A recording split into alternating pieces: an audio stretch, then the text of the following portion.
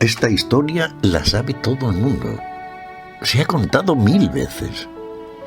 Alguien encuentra un libro milagroso que obliga a quien lo abre a vivir línea a línea lo que dicen sus páginas, como si lo que lee fuese una maldición escrita en la palma de su mano.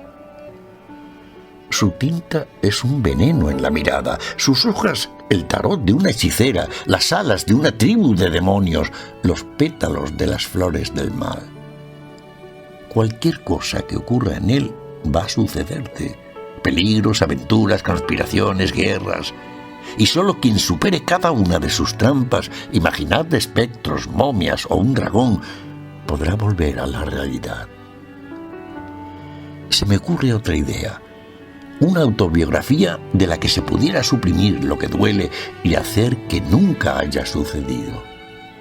¿Sabrías responder si alguien te preguntara qué planes tienes para tu pasado? Sé que mejorarían mis recuerdos si borrase mis huellas del camino a la boca del lobo. Ya lo dice Adrienne Rich, no hay nada más sencillo que despertar al lado de un extraño y cambiar, por ejemplo, el haber compartido todo lo que tenía con quien después usó su mitad contra mí. Cuando acabé esa guerra, parecía uno de esos soldados que vuelven a sus casas rotos, como esculturas griegas a un museo. Pero haber caído me hizo ponerme en pie.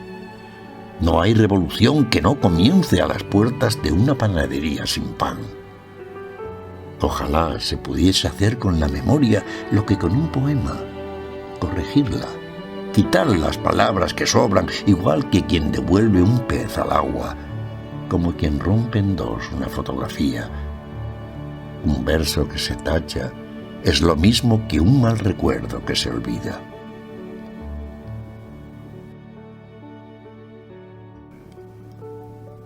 De una noche con él, se regresaba a casa como quien llega a puerto después de un largo viaje a una isla donde ha sido feliz. Y sin estar seguro de quién de los dos era ese hombre, el de la risa alegre o el de los ojos tristes como un bosque quemado, el que odiaba a Neruda o el que amaba sus versos. La respuesta no está en su poesía, porque en ella hay lugar para el rencor, esa nieve que nunca olvida una pisada. Se siente la amargura de quien perdió una hija y se escucha la voz de la derrota, el ruido de cristales rotos que hacen los sueños al caer. Pero no hay sitio para la venganza ni la ira. En eso eran iguales el autor y sus obras. De repente, en mitad de un drama, se volvía optimista, encontraba un motivo para seguir viviendo y el dolor se volaba con alas de esfinge. Era una niebla que se lleva al viento, era un lobo que vuelve a su guarida. Le conocí a la edad en la que, como él dice, ya se lleva el tiempo en la mirada, pero aún conservaba una ambición tímida de arquitecto que aspira a la literatura.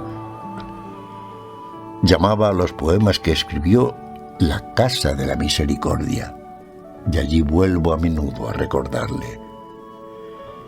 Los creyentes temen a lo que rezan, pero el lector confía en sus maestros.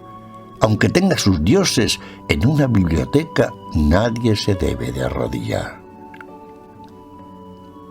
Muy pocos días antes de irse con las tinieblas, me llamó sin decir que era una despedida, y fingimos los dos que no estaba al borde de la muerte, que no se la escuchaba ya en su voz. Si es que eso es verdad, porque hace un instante Joan Margarit estaba aquí mismo, a mi espalda.